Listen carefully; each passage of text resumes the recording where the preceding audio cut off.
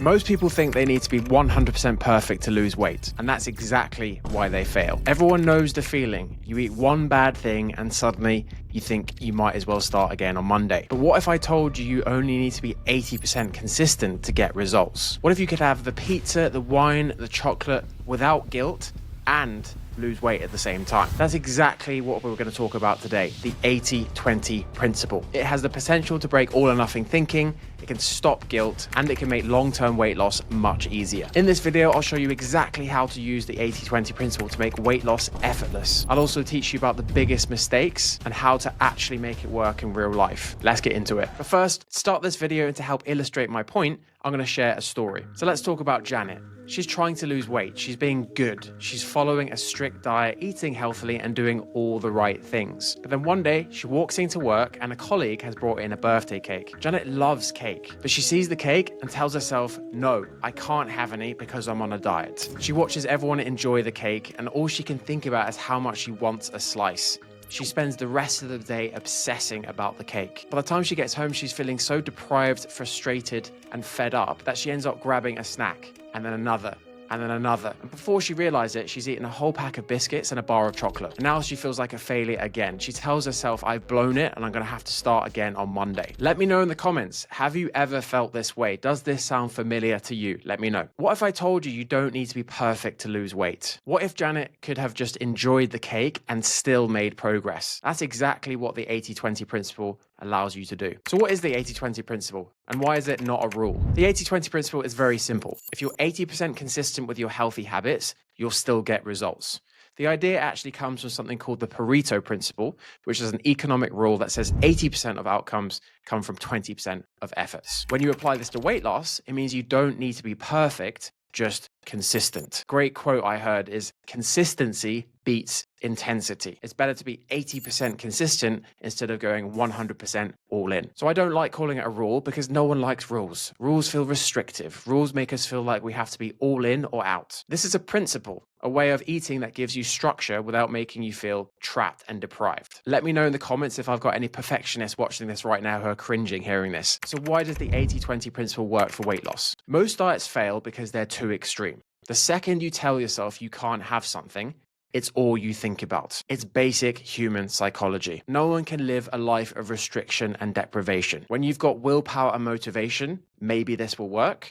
But as soon as life happens, you're going to end up making mistakes and feeling like a failure. This cycle of restriction, deprivation, giving in and binging and overeating and then feeling guilty is known as the diet cycle. Whereas the 80-20 principle can remove that pressure and allow some room for fun and freedom and flexibility. So how do you apply the 80-20 principle in real life? Well, it's actually very simple. So ideally, 80% of your diet will be whole foods, nutrient dense, cooked from scratch. So filling up on lean proteins, healthy fats, and fiber-rich foods. Essentially, it's sticking to whole foods created by nature, instead of foods that have a marketing campaign and a long list of ingredients you can't even pronounce. So if you do that 80% of the time, it means 20% of the time you can enjoy fun foods, whether it's pizza, chocolate, ice cream, wine, or beer, whatever you enjoy eating. So eating in this way means you can eat the foods you enjoy without guilt, because no food is off limits, and if you're consistent 80% of the time, that's all you need. So what does this actually look like in terms of numbers and calories?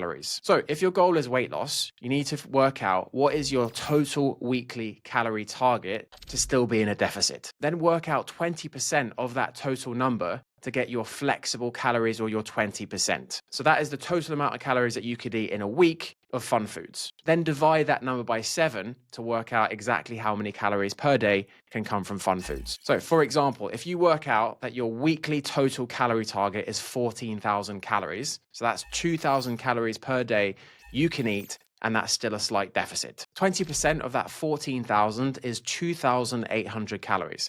So in the space of a week, you could eat 2,800 calories worth of fun foods. Divide that by 7, and that's roughly 400 calories you could eat per day of fun foods. This can make weight loss much easier because you know exactly where your flexibility is. Let me know in the comments if you have any specific questions about these equations. Unfortunately, people do make some very common mistakes when incorporating the 80-20 principle, so let's explore those so you don't make them. The biggest mistake is that they completely underestimate their 20%. They think they're sticking to 20%, but in reality, they're closer to 40 or 50%. This is usually a problem for people that have never tracked their calories and have no idea about calories. If this sounds like you, just try tracking your 20% calories. Don't worry about tracking the whole foods. Just be as accurate as you can with the chocolate, the pizza, the wine, or whatever it is. The second is some people use 80-20 as an excuse to overeat. Remember, this is not a cheat meal where you're gorging and binging. They often turn 80-20 into 60-40 or even 50-50, and this can slow progress. And finally, some people are actually too rigid with the 80%. They get completely obsessed and hung up on what is 80% and what is 20%, and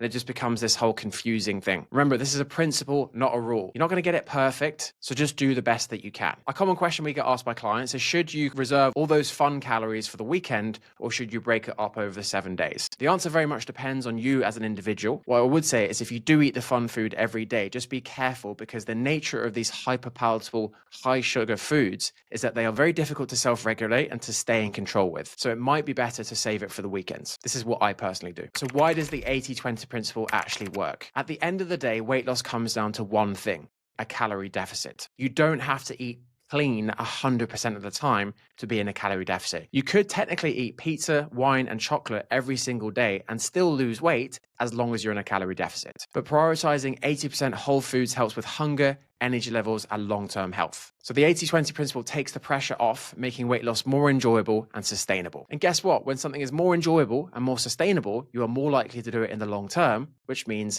long-term weight loss success. So to recap, you don't need to be perfect to lose weight. 80% consistency is more than enough. You can eat your favorite foods and lose weight at the same time. And this is ultimately how you can break the all or nothing cycle, get out of the guilt mentality, and lose weight in the long term. Let me know in the comments what beliefs this brings up. Do you still feel that you need to be perfect to see results? If you got value from this and you want to learn more about sustainable weight loss, make sure you hit like and subscribe. Even better, share this with a friend who you think needs to hear this. For some people, the 80-20 principle can be a very difficult thing to incorporate. It can be really hard to get out of that guilt mindset and to stop labeling foods as good and bad. If this sounds like you and you think you need more help, there are 2 ways that you can get in touch. If you click the link below, you can watch my Cravings and Fat Loss Masterclass, which will teach you my 3-phase system and how we get long-term results with our clients. If you want to take it to a next level, then I suggest booking in for a food freedom breakthrough call. On that call, we will help assess to see if you are stuck in sugar burning mode, to see what the root cause of your weight gain is, and give you a clear strategy on how to lose weight and keep it off the rest of your life. Just click the link below. Thanks for watching. See you in the next one.